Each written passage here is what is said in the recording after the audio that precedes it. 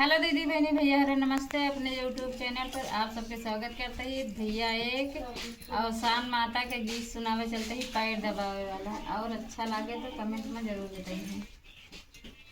गोड़वा धीरे से दबौबै है अवसानी मैया ना, गोड़वा धीरे से दबौबै है अवसानी मैया ना, गोड़वा